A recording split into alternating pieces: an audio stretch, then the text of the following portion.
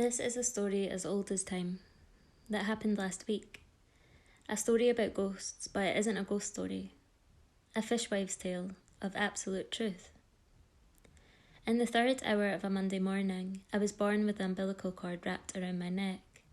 Pulling tightly on my throat, a rope of my mother's own flesh and love and labour that carried blood and vitality to my body when still a part of hers became a noose, pulling tightly on my neck in the immediate tension between birth and death at 3 a.m.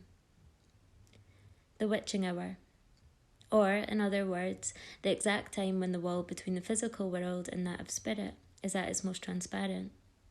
I was born balancing in the state between being and not. This isn't a ghost story, but it is a story about ghosts. If Edinburgh was cobbled roads and the castle and poets meeting on Rose Street, then Leith was dockyards and socialism, solidarity and strikes, speeches at the foot of the walk.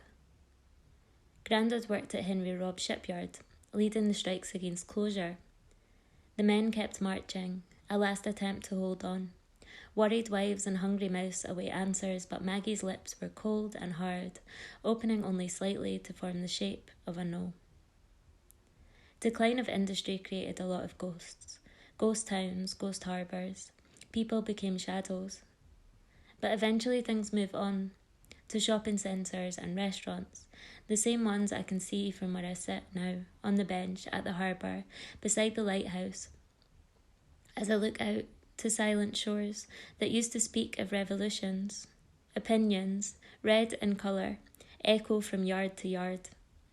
The sound of a lonely harp plays out of the darkness, and he is laughing. My gran still lives on the corner opposite the shop at the top of the hill across the road from my mum's house. On the other side of her block of flats was a pub called the Lobster Pot, frequented by my dad and grandad, and praised by a lonely TripAdvisor review as being full of rubbernecking locals who look like they've been glued to their seats since 1979. It's now a Sainsbury's. At the bottom of the hill is the harbour where boats sit idle, bobbing up and down with the tide, tied to the side, out of work and out of use. I used to go there a lot. Standing on edges of water has become a particular pastime of mine. The same sick feeling, sick to my stomach. The sea makes me sick. I could watch it forever. My great-gran used to read tea leaves at the bottom of cups, and she knew things before other people did, and I think they called it intuition, but it was something much deeper than that. She told me about a harp made of mosaic that sat proudly above the entrance to Easter Road Stadium, until 1950 when it was removed. A passing Irish woman was incensed by this news and placed a curse on the ground. Hibernian Football Club would never win the Scottish Cup until the harp is replaced. And eventually it was. And finally, they won. It was no coincidence that a replica harp was brought to Easter Road just months before they won the Scottish Cup final.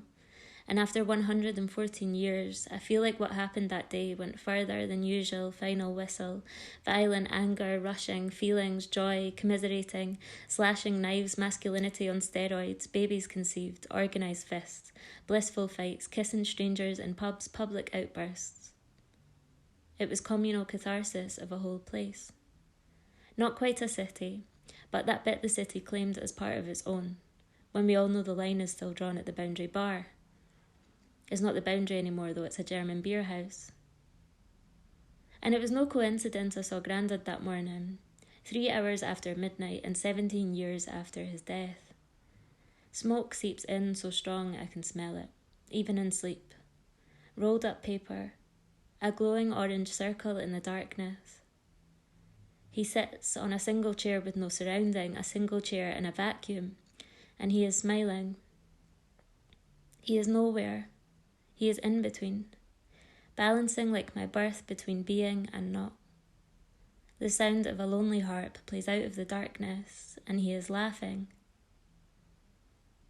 This is a story about ghosts, but it isn't a ghost story, and it isn't the end but a beginning.